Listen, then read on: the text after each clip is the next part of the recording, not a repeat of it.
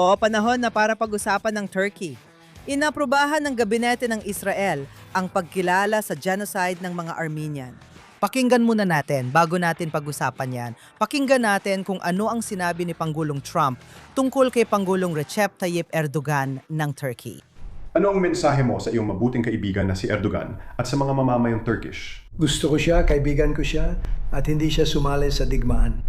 Isa siya sa mga pangunahing kandidatong pumasok sa digmaang kinasasangkutan ng Iran, posibleng sa panig ng Iran dahil hindi siya tagahanga ng Israel. Hiniling ko sa kanya na huwag sumali at hindi siya sumali. Si Erdogan ay isang mahusay na leader, napakalakas na tao, mahusay ang militar, mahal niya ang Turkey, mahal ko ang US pero mahal niya ang Turkey at mahusay ang ginagawa niya. Siya ay isang iginagalang na tao, isang iginagalang na leader at naging kaibigan ko siya. Pupunta ka ba sa Turkey na may dalang malaking bag ng regalo?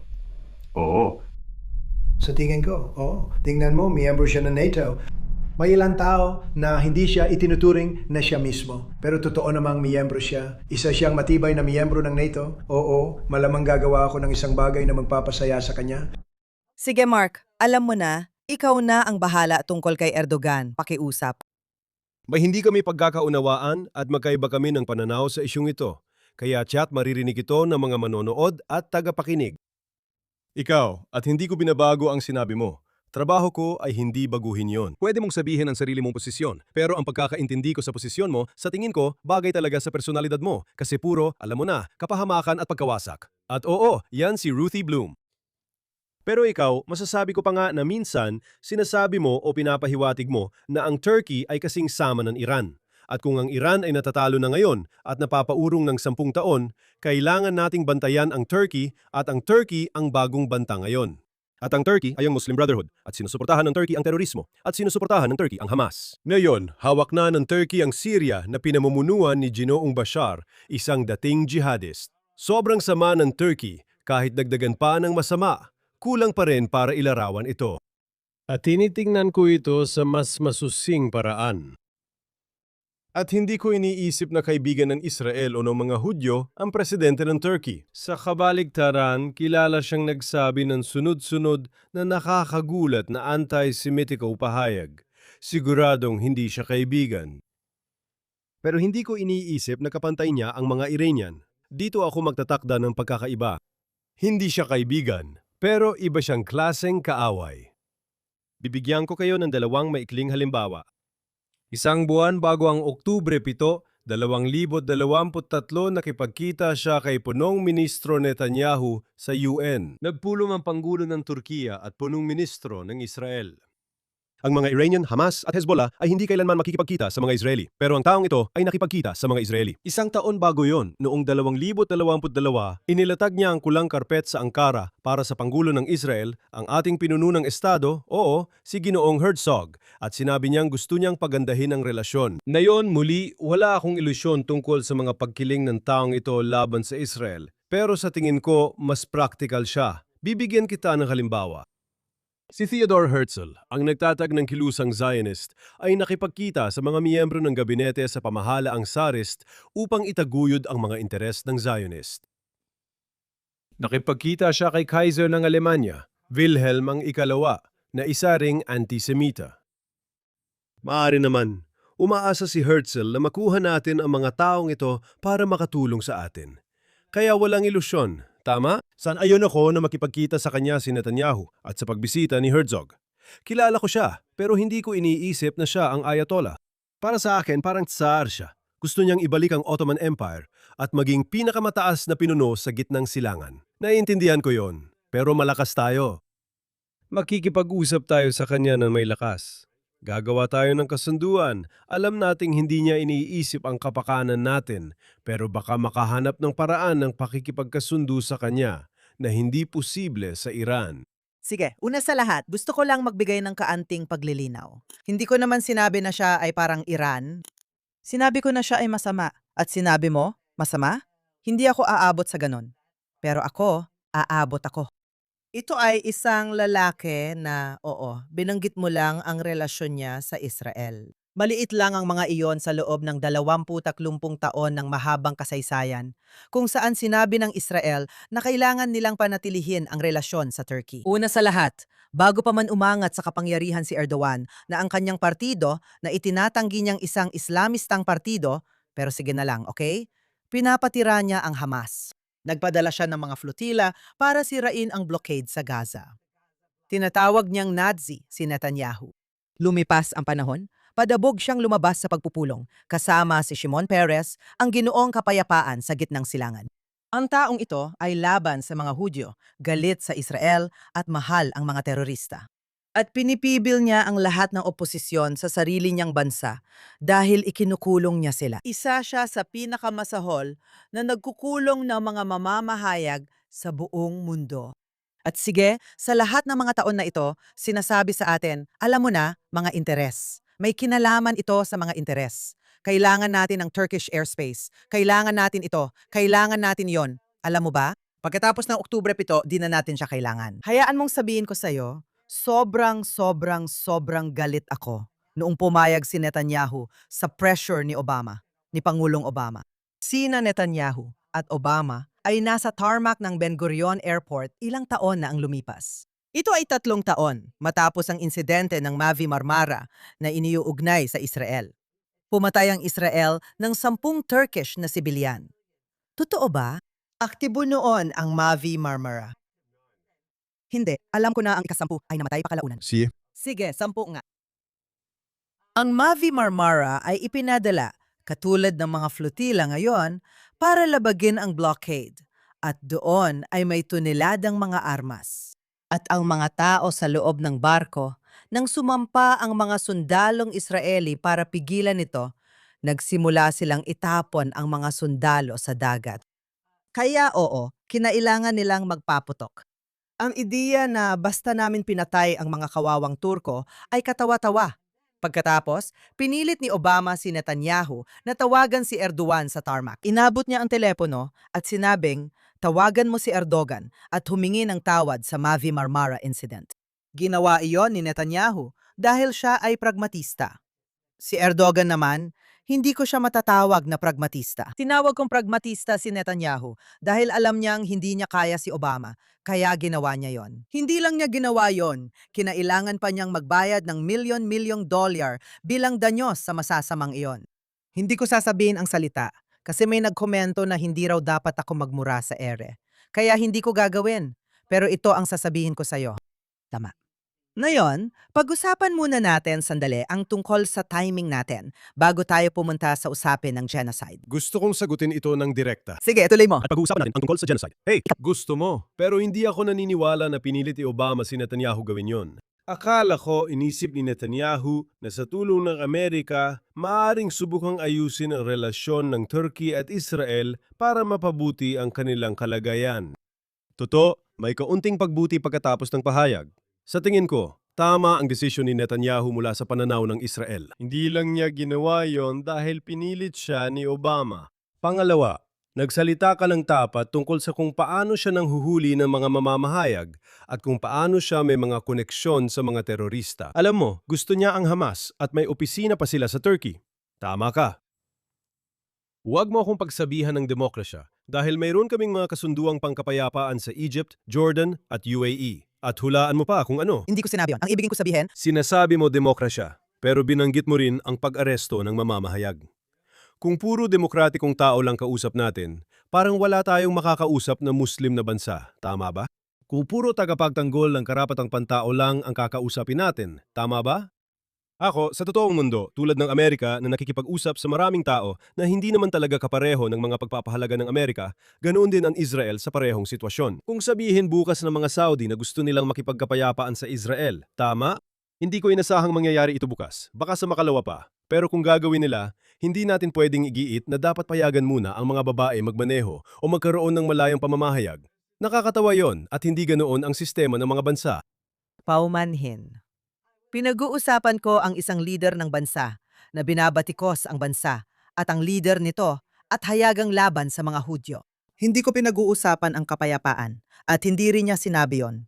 Lagi lang niya kaming inaatake tapos tayo pa ang magsusori. Sige na, Para rin naman ito sa'yo. Alam mo ba, matagal nang dagsa ang mga Israeli sa Turkey. Hindi lang ngayon, kasi medyo natatakot na sila. May sasabihin ako sa'yo. Tulad ng bawat bansa na may kapayapaan kami, dagsa ang mga Israeli sa turismo. Gumagasto sila ng pera doon. Gusto lang nilang bumisita at magkaroon ng kapayapaan. Pumupunta ba ang mga Turkong bumisita sa Israel? Hindi. Ang mga Israeli ay ganyan talaga at magkalapit lang ang Turkey at Israel. Sa tingin ko, wala pang isang oras ang biyahe mula Ben Gurion Airport papuntang Istanbul. Magkalapit lang kaya magginhawa. Ang mga Turko ay hindi pumupunta sa Israel at hindi sila pumunta nitong mga nakaraang taon. Hindi rin pumunta ang mga Ehipto, pero nang magkaroon ng kasunduan ng kapayapaan sa Israel at Ehipto, binaha ng Israeli ang Cairo. Ayos, pwede na tayong manood ng belly dancer at mag-enjoy sa piramide. Jordan, ganun din. Hindi nila yon sinusuklian. Sige. Pero bukod doon, ang Turkey ay lumabas, hindi lang basta lumabas sa panig ng Hamas. Pinatuloy nila ang Hamas. Sinusuportahan nila ang Hamas. Nagpadala sila ng mga flotila. Ngayon, pati si Trump, narinig natin ang clip na iyon. Sabi niya, sinabi ko sa kanya na huwag makialam. Malamang pumabor siya sa Iran sa digmaang ito. Kaya pagbigyan mo ako. Wala akong nakikitang dahilan para makipag-ugnayan sa Turkey hanggat hindi nagbabago ang ugali ng Turkey. Pero hindi naman yon nakaasa sa akin. Ngayon, pag-usapan natin kung bakit iminungkahi ni Kalihim ng ugnayang panlabas Gideon Saar, ang panukalang batas na pumasa sa gabinete pero hindi pa sa Knesset. Sa tingin ko, ginawa na ito ng Knesset ilang taon ang nakalipas, hindi ba? Ginawa ba nila ito ilang taon ang nakalipas? Hindi ito kailanman na ipasa. Kinilala ng Amerika ang Armenian Genocide. May ibang mga lugar din na kumikilala nito. Hindi ito gagawin ng Israel dahil sa mga nabanggit mong dahilan. Kailangan nating panatilihin ang relasyon natin kay Erdogan. Pasensya na. Mas nauna ito bago pa naging presidente ng Turkey ang kasalukuyan. Sige. Sige, sa loob ng maraming taon. Sa loob ng maraming taon, talagang maganda ang relasyon ng Israel at Turkey. Nagkaroon ng panahon ang Israeli Air Force dahil napakaliit ng Israel. Bilang isang Turko. Dahil napakaliit ng Israel sa lawak nito. Alam mo, kung lumilipad ka ng F-16 at pinaandar mo agad, kahit wala namang accelerator dito, patalinghaga lang. Mabilis ka na makalabas sa himpapawid ng Israel. Dati, pumupunta sa Turkey ang mga piloto ng Israel para magsanay kasama ang Turkish Air Force. At panalo ito dahil ang mga Turkong piloto ay nakakapagsanay kasama ang magagaling na piloto dahil magagaling ang mga piloto ng Israel. At ang mga Israeli naman ay nagkaroon ng espasyong panghimpapawid kung saan pwede kaming magsagawa ng dogfight at iba't ibang uri ng pagsasanay. Dati, maayos ang relasyon namin sa Turkey. Isa ako sa maraming Israeli na nagbabakasyon sa Turkey. At gusto nila kami at gusto rin namin sila. Pero siya ang namuno pagpasok ng bagong siglo, di ba? At naging mas komplikado ang mga bagay kahit na ang pagbaba, ang paglala ng relasyon ay mabagal at paunti-unti. Naalala ko noong mga unang taon ng bagong pamahalaan ng Turkey, nasa pagpupulong ako ng gobyerno at mabait sila sa Israel. Sabi pa nila, walang magbabago sa relasyon nila sa Israel. Maganda ang simula pero malinaw na nagbago ang mga bagay.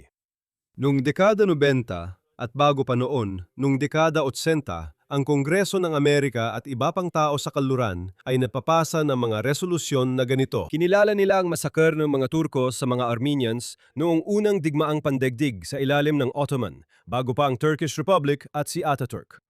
Pinag-uusapan natin ang isang pangyayari noong ang Turkey ay Imperyong Ottoman pa, isang monarkiya. Pero palaging tumatanggi ang Israel. Kahit ang mga kaibigan namin sa Kongreso na taga-suporta ng Israel ay nagtatanong kung bakit hindi namin ito magawa. At sagot namin, dahil maganda ang relasyon namin sa Turkey. Mabuting kaibigan ito at ayaw naming magulo ang sitwasyon. Sasabihin nila sa amin, pero kailangan yung maging mas. Kayo ay mga Hudyo na nakaranas ng Holocaust. Bakit hindi kayo mas maunawain sa mga Armenian? Sa Israel, nagkaroon ng malaking pagtatalo tungkol dito. Pero sa huli, palaging ang totoong realpolitik ang nangingibabaw. At sinabi namin, ayaw naming ilagay sa panganib ang relasyon namin sa Turkey na noon ay napakaganda ng samahan. Nang lumala ang relasyon sa Turkey, maraming taga-Israel ang nagsabing, mahirap na ngayon ang relasyon natin. Tama man o mala, depende sa opinyon mo. Ayaw naming magdagdag pa ng gatong sa apoy, ika nga. Sa tingin ko, alam na ng mga tao sa Israel na hindi nalalala ang relasyon, kaya mas mainam na gawin na ito. Isa pa, makasaysay ang katotohanan nito. Hinahabol lang natin ang kasunduan ng kanluran na kinabibilangan natin. At dito, gusto kong sabihin ang ilang bagay na sa tingin ko ay kailangang sabihin. Alam kong ito ang kasunduan ng kaluran at politically correct at maraming historiador ang magsasalita tungkol sa genocide ng mga Armenian nung unang digmaang pandigdig. Pero may isang taong iginagalang ko. Sa palagay ko, nirerespeto mo rin si Bernard Lewis, ang tanyag na historiador sa gitnang silangan na madalas tama ang sinasabi. Sinabi niya na noong unang digmaang pandigdig, inapi, pinaalis at pinatay ang maraming Armenian. Sabi niya hindi akma ang genocide dahil walang planong patayin silang lahat ng Ottoman, di tulad ng sa mga Hudyo noong Holocaust. At tayo bilang mga Israeli, alam natin kung paano naging mura ang salitang genocide. Tama ba? Lahat ng issue tungkol sa Israel na gumagawa ng genocide sa Gaza ay nakakatawa. Kasi lumaki pa nga ang populasyon doon mula na magsimula ang digmaan. Pwede namang batikusin ang Israel sa iba't ibang bagay. Pero maling gamitin ang salitang genocide para lang saktan at pababain ng Israel. Tama ba? Para tanggalan ng bisa ang Israel. Tama bang gamitin ang genocide sa masaker ng Armenians? Hindi ako historian noon pero alam kong hindi maganda ang trato sa kanila. Pero dahil nirerespeto ko si Bernard Lewis, handa akong bigyan siya ng benepisyo ng pagdududa at sabihing sige, maaring talagang malupit na pinaslang at inapi ng Ottoman Empire ang mga Armenians.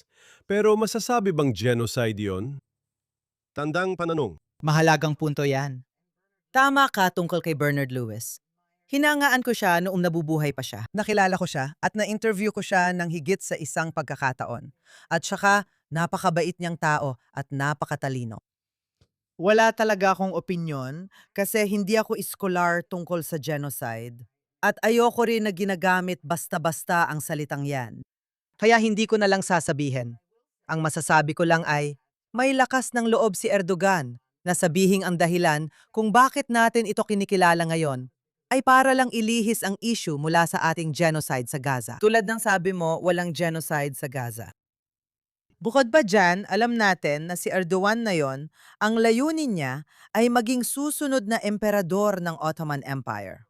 Para na siyang isang neo-Ottoman na yon.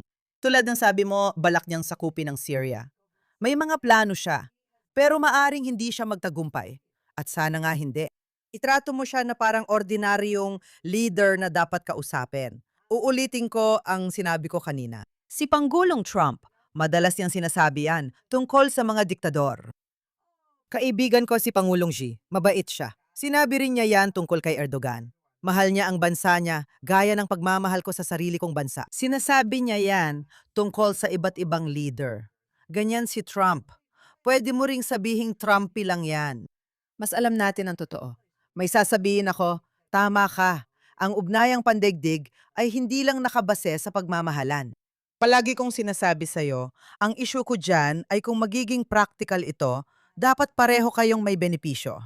At ang punto ko, palagi ay laging isinasaalang-alang ng Israel ang kabilang panig. At ang pangangailangan natin sa kanila ay mas malaki kaysa sa isinasaalang-alang nila tayo. Kahit na sa totoo lang, mas kailangan nila tayo kaysa kailangan natin sila. Mas maganda ang ating militar. Hindi naman mas magaling kaysa sa Estados Unidos, pero hindi ko naman tinutukoy ngayon ang Estados Unidos. Pag-uusapan ko ang mga bansa na tulad ng sinasabi mo, alam mo na, mga third world countries. Meron tayong mas mataas na teknolohiya, talino, isang sibil na lipunan. Mas nakakaangat tayo sa napakaraming paraan. Nagpapakababa tayo sa ugnayang pandigdig. Kaya dapat na natin tong itigil. Sige, hindi ibig sabihin nito na wala kang ugnayan o hindi ka makikipagkasundo. Siguraduhin mo lang na ang mga kasunduang yon ay hindi nangangahulugan na kailangan mong manahimik. Kapag inaakusahan tayo ng leader na yon nang hindi natin ginawa, inaatakwe tayo dahil Hudyo tayo. Hindi lang dahil Israeli o dahil kay punong ministro Netanyahu.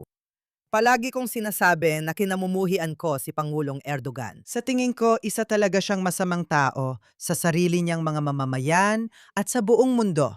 At wala akong pakialam na miyembro siya ng NATO. Wala siyang karapatang maging miyembro ng NATO. Nauna na yon sa kanya, kung alam mo ang ibig kong sabihin. Magkaibang-magkaiba ang Turkey bago si Erdogan at pagkatapos ni Erdogan. Sige, kaya wag tayong magkamali. Hindi ko sinabing ganoon na ang Turkey noon. Ibang bansa ang Iran bago naging Islamic Republic ito. Iba na noon ang maraming bansa. Ibang bansa ang Lebanon noon. Ngayon, may mga terorista o mga sumusuporta sa terorista na umaagaw ng kontrol. Ginagawang parang putik ang bansa mo, kaya dapat lang mapunta ito sa putikan.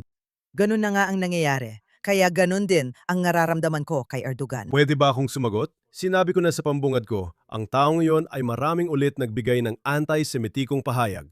Sinabi ko na hindi ko siya kaibigan. Pero nililinaw ko ang pagkakaiba niya ng mga Iranian at ng mga grupong tulad ng Hezbollah.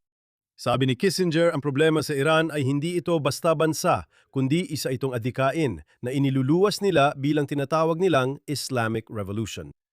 Tama ka, hindi magkapareho ang mga Turk.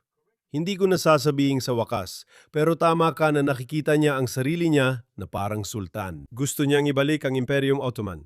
Sa tingin ko, tama ito para suriin ang pamumuno ng mga Turk. Tama ba? At pupunta ako sa pinakapunto, tama? Ano ang mas mabuti para sa Israel? Na ang Syria ay isang proxy ng Iran sa ilalim ng impluensya ng Iran? O na ang Syria ay nasa ilalim ng impluensya ng Turkey? Ngayon, gusto kong makita ang Syria na parang Abu Dhabi, parang ibang bansa sa Gulpo. Gusto ko na maging makakanluran, makabago, at mapayapa ang bansa nila. Gusto ko lahat yon. Kung pipili talaga ako sa totoong mundo, dapat kong piliin kung ang Syria ay mapupunta sa Iranian axis or Turkish sphere of influence. Sige, ano mas maliit na kasamaan? Para sa akin, mas maliit ang kasamaan ng Turkey. Sa tingin ko, hindi ito tungkol sa pagmamakaawa. Usapin ito ng pagsasabi sa mga Turk, sige, gusto ninyo palawakin ang inyong kapangyarihan. Naintindihan namin yan. Gusto ninyo magkaroon ng impluensya sa riyon. Naintindihan ko yan. Meron na kayong lahat ng yan. May mga interes din ng Israel. Hindi kami nagmamakaawa, kundi direkta lang naming sinasabi. May interes ang Israel, at alam naming may interes din kayo. Tingnan natin, gaya ng sabi ko, hindi naman tayo magmamahalan dahil ayaw ninyo sa mga Hudyo. Pwede ba tayong makahanap ng isang paraan ng pakikipamuhay na parang noong Cold War sa pagitan ng Soviet Union at Estados Unidos? Pwede ba nating malaman kung paano pamahalaan ang ating kompetisyon? Siguro parang Amerika at China ngayon. Sa tingin ko, sawa na talaga si Netanyahu base sa mga huling pahayag niya na parang iba na siya. Maghanap tayo ng paraan. Espesyal ito dahil dati namang maganda ang ugnayan natin. Sinasadya ni Erdogan sirain ang mga iyon. Hindi lang dahil ayaw niya sa mga Hudyo. Kailangan pa rin nating makipag-ugnayan sa kanila. Una sa lahat, irerekomenda ko na huwag nang tumapak ang sinumang Israeli doon hanggat hindi papatay at naililibing si Erdogan at baka may mas mabuting leader na pumalit sa kanya.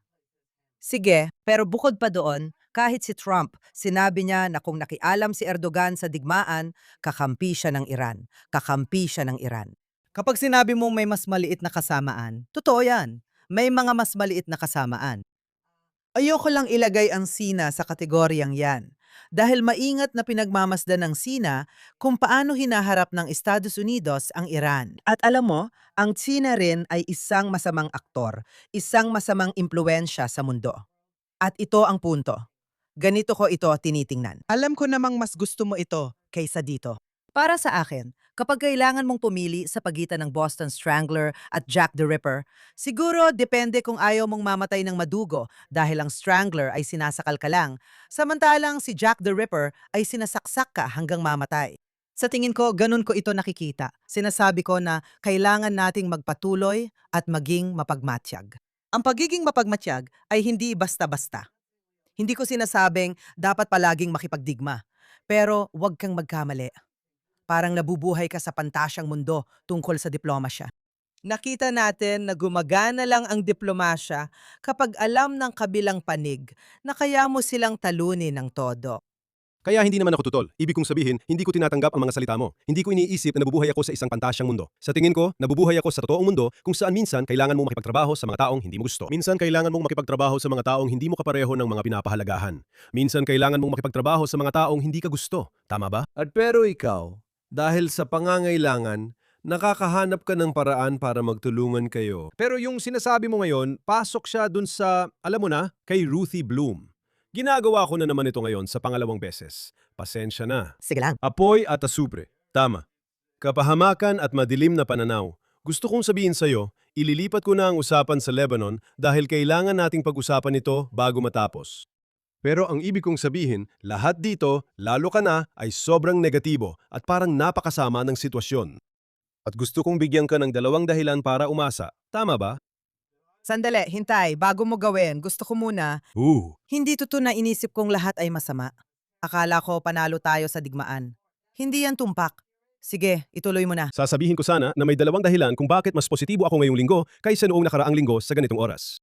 Unang dahilan ay nung weekend na nagsimulang manggulo ang mga Iranian ng 2 magkasunod na gabi, tinamaan ng mga Amerikano ang mga target ng Iranian sa kabila ng kipot. Tumigil sila at sinabi, Iran, sundin mo na ang mga napagkasunduang patakaran. At ang kahandaang gumamit ng puwersa ng Amerika ay nagbibigay sa akin ng pakiramdam na maaring may pag-asa ang prosesong ito na gumana. Siguro hindi pa tiyak kung magtatagumpay ito o hindi, pero sa sandaling ipakita ng mga Amerikano na handa silang gumamit ng puwersa kapag gumagawa ng masama ang mga Iranian. Kapag gumagawa ng mga bagay ang mga Iranian na hindi nila dapat gawin. Baka, alam mo, doon lang palaging gagawa ng tamang desisyon ang mga Iranian. Ang rehimeng ito sa Tehran ay gagawa lang ng tamang desisyon kung mapipilitan dahil sa banta ng puwersa na ipinakita ni Trump na handa siyang gamitin. Sa tingin ko, magandang senyales ito. Ang ikalawang magandang senyales na nangyari rin noong Biyernes ay ang kasunduang Israeli-Lebanese na pinamagitan ng US sa Washington sa pamamagitan ni Sekretaryo Rubio. Maganda ito dahil nag-aalala kami, lalo ka na. Ang Israel ay nasa South Lebanon at hinihiling ni Trump na umalis kami habang gusto ng mga Iranian na isama ito sa kasunduan. At ngayon ay may kasunduan na pinirmahan sa pagitan ng 2 gobyerno, sa pagitan ng Israel at ng gobyerno ng Lebanon, na pinamagitan ng Estados Unidos na nagsasabing maaaring manatili ang Israel sa South Lebanon. Hindi natin kailangang umalis agad. Kailangan pang tanggalan ng armas ang Hezbollah at bilang pagsubok, sa ilang maliliit na lugar sa Lebanon, dahan-dahan tayong aalis at papasok ang Lebanese Army. Walang tagdang oras dito at alam ito ng lahat, pati na sa Washington, Beirut at Jerusalem. Kung masyado tayong magmadali, magugulo lang ang lahat dahil sasamantalahin ng Hezbollah ang bakante. Sa madaling salita, kailangan nating gawin ito ng maingat. Kailangan nating maging realistiko. Pero totoo na malaking pagkatalo ito para sa Iran at Hezbollah na nagpoprotesta sa Beirut laban sa kasunduang ito, tama ba? Ito ay isang kamanghamanghang hakbang sa tamang direksyon. Hindi ibig sabihin ito na magkakaroon agad ng kapayapaan bukas sa Lebanon. Hindi rin ibig sabihin na mawawalan agad ng armas ang Hezbollah bukas. Pero may proseso na nangyayari, Estados Unidos, Israel at Lebanon, na isang napakagandang proseso. Nag-aalala kami at napag-usapan natin ito noong nakaraang linggo bilang bahagi ng usapang Iran at US sa Memorandum of Understanding.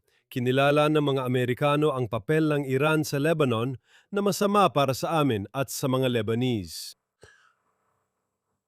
Ang Peace MOU na nilagdaan, ang kasunduang nilagdaan sa pagitan ng Israel at Lebanon ay nagsasabing hindi. Dapat buwagin ng Hezbollah at manatili ang Israel hanggang payagan ng seguridad na umalis. Napakaganda at positibo. Iyan ang 2 dahilan kung bakit mas positibo ako ngayong linggo kaysa noong nakaraang linggo. Sang-ayon ako sa'yo, lalo na sa Lebanon. Para sa akin, maganda ang kasunduan na ito. Pero, at lalo na dahil nag-aalala ko, isa sa mga dahilan kung bakit ako nag-aalala ay dahil, alam mo, ang speaker ng parlamento sa Lebanon, si Nabil Berri, ay nagsasabing ito ay kakilakilabot. Kakilakilabot daw ito dahil sa Lebanese parliament may mga simpatisador at maging mga miyembro ng Hezbollah. Kaya malaking tagumpay ito. Tama ka. Pinapayagan nitong manatili ang Israel, labanan at buwagin ang mga lagusan ng terorista, patayin ang mga teroristang Hezbollah, at bigyan ng pagkakataon ang Lebanese Army na linisin ang mga lugar na nilisan ng Israeli Army. Maganda ito. Yung pag-atake at issue sa Iran, akala ko okay yon. Pero sa tingin ko, hindi maganda na paulit-ulit mong sinasabing makikipagnegosasyon ulit. Dito, makikikita ang pagkakaiba ng opinyon ni Marco Rubio at J.D. Vance. At ang kinabahala ko nung nakaraang linggo ay yung mga komento na yon, alam mo, nung sinabi ni J.D. Vance na, alam mo, Israel, 9 milyon lang ang populasyon mo. Hindi mo malulutas ang bawat issue sa pamamagitan lang ng pagpatay. Anong lakas ng loob niya? Sobrang sama nun. Sabi ni Trump, hindi pwedeng bombahin basta ang mga gusali sa Lebanon. Kaya ako, sobrang kinakabahan kasi parang papunta na ang administrasyon sa direksyon ni J.D. Vance. Tinututulan ni J.D. Vance ang digmaan mula pa noon. Ngayon, mukhang napupunta na ito sa direksyon ni Marco Rubio. At sinasabi nila na wala namang hindi pagkakaunawaan sa pagitan ng dalawa. Sinasabi ko, malaking ginhawa yon. Pero hindi pa natin alam tungkol sa Iran. Dahil ang rehimen nila ay hindi sumusunod sa dapat gawin. Sige, kapag sinabi mong kung sakali, kung ang lola ko ay may gulong, magiging bus siya. Sige, kung ang rehimeng yon ay hindi gagawa, kung may gagawin man sila dahil bumagsak na ang rehimen. Kaya sa tingin ko, hindi na kailangang laruin pa ang larong ito kung sa palagay ni Trump ay kailangan at kung handa siyang ituloy muli ang digmaan. Kung hindi, baka kailangang gawin ito ng Israel kahit walang tulong ng US. Hindi ko alam. Alam ko na mahalagang mga senyales na ipinapadala sa ibang masasamang grupo sa rehiyon. Kaya oo, napakaganda ng kasunduan sa Lebanon. At ako, kailangan pang makita kung ano ang mangyayari sa Iran dahil kung magsisimula ang administrasyong Trump na pumasok sa pantasya tungkol sa mga kasunduang maaring gawin sa rehimeng iyon sa Tehran, magiging malaking pagkakamali iyon. Sa ngayon, muli, marami sa amin dito sa Israel ang nabahala nang maabot ang kasunduan sa pagitan ng Iran at Estados Unidos. Ang punto ko ay ang kakayahan ni Trump gumamit ng puwersa. May ulat pa kanina na sinabi niyang babalik tayo sa pakikipaglaban. Tama ba? Ang pressure na militar na iyon, marahil ay lumipat tayo mula sa ganap na digmaan patungo sa digmaan ng pag-uurong dahil gusto ni Trump na maglaan ng oras. May iba pa siyang inaalala. Ika-4 ng Hulyo, midterms. Tama? Pero kung ipagpapatuloy niya ang pressure at tuloy-tuloy ito at may mga pag-atake ng militar tuwing lumalabag ang mga Iranian, baka yon ang paraan para makuha mo ang gusto mong makuha. Tingnan natin, hindi ako naniniwala na ganun dito. Sa tingin ko, ayaw mo rin, nagsimula naman tayong malakas. Kapag sinabi kong tayo, ibig kong sabihin ang Estados Unidos at Israel, una ang Israel. Alam kong gusto ni Trump ang kredito, pero kami talaga ang gumawa ng mabigat na trabaho, saka dumating ang US Air Force. Maganda talaga at walang duda, maganda ang pinagsamang operasyon na yon. Tapos tahimik lang nagtapos at kapag digmaang ubusan, lagi iyang masama. Ibig kong sabihin, isa sa mga bagay na ayaw natin, may karanasan na tayo dyan sa mga digmaang ubusan at yung paulit-ulit na pagpasok at pansamantalang pagpigil lang gaya ng ginawa natin sa Gaza at nauwi tayo sa Oktubre 7. Kaya hindi ako umaasa dyan at umaasa ako na magising si Trump. Tingnan mo, hindi ito usapin ng tamang oras. Hindi ko iniisip na bukas kailangan ng ideklara ni Pangulong Trump ang malawakang digmaan. Ang sinasabi ko, hindi ito tungkol sa tamang oras, kundi tungkol sa konsepto na ang rehimeng iyon ay hindi kailanman gagawin ang gusto mo. At kung may mapipirmahang anumang kasunduan, magiging napakasama nito dahil anumang kanilang pipirmahan, una sa lahat, hindi nila tutuparin. Pero anumang bagay na pumayag silang pirmahan ay siguradong hindi matatanggap ng Estados Unidos o ng Israel. Kaya naman, magiging napakasamang araw yon. Kaya iyon ang sinasabi ko, handa ako maghintay tungkol dito. Kinakatakot ko ang anumang diplomasya sa rehimeng yon. Hindi mo talaga pwedeng gawin. Pakinggan mo rin ang Soviet, sabi nga ni Bernard Lewis, nabanggit na rin natin siya. Ang dahilan, ang mutual assured destruction sa pagitan ng Estados Unidos at ng Unyong Soviet ay pareho sila may nuclear na armas na nakatutok sa isa't isa. Kaya walang kikilos sa magkabilang panig. Sabi niya sa rehimeng Iranian, hindi mo pwedeng gawin yon dahil sila ay mga Islamistang ideologo at handa silang magpakamatay at sila ay mga 12ers. Kaya hindi mo pwedeng ikumpara. Walang mutual assured destruction sa kanila. Ayos lang sa kanila. Tulad ng nakita natin, masaya silang pumatay ng sarili nilang mamamayan ang rehimeng iyon at gagawin din nila sa iba kung kailangan. Hindi pareho. Ang Unyong Soviet, gaano man kasama, ay hindi gustong magpakamatay. Hindi sila naniniwala na mapupunta sila sa langit o makakakuha ng 72 birhen. Malaki talaga ang pagkakaiba niyan. At iyan ang dahilan kung bakit hindi dapat payagan ng Iran na magkaroon at hindi kailanman papayagan kung may kinalaman ng Israel na magkaroon ng sandatang nuklear. Hayaan mong tapusin ko ito ng ganito. Tinawag kitang doom and gloom, Ruthie Bloom. At tinawag mo naman akong isang taong walang muwang na naniniwala sa diplomasya. Gusto kong linawin ang aking posisyon. Naniniwala ako na kapag nakikitungo sa mga Iranian at Turko, sino nga bang sikat na Amerikano ang nagsabi, magdala ng malaking pamalo? Tama? Mahina ang pananalita, pero may dalang. Malaki palo. May konseptong tinatawag na coercive diplomacy.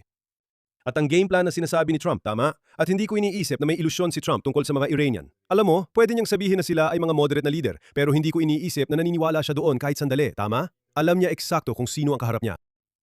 Sa tingin ko, pinipressure mo sila. May hawak kang malaking pamalo. Tinatamaan mo sila paminsan-minsan, gaya ng ginawa niya nung weekend. Tama? Sasabihin mo, kung gusto mo umalis dito, tama.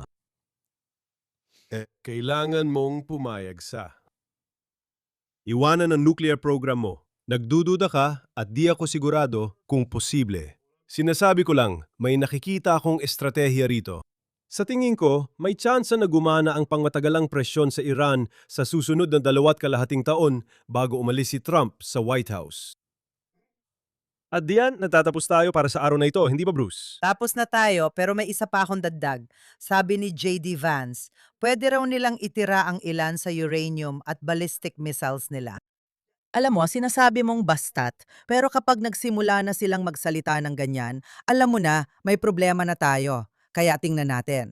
Sana nga mangyari ang sinasabi mo. At tama ka. Naubusan na tayo ng oras para pag-usapan ang politika sa Israel, na siguro ay mabuti na rin dahil sino ba ang makakatiis niyan? Kaya mag-uusap tayo ulit sa susunod na linggo. Asahan ko yan.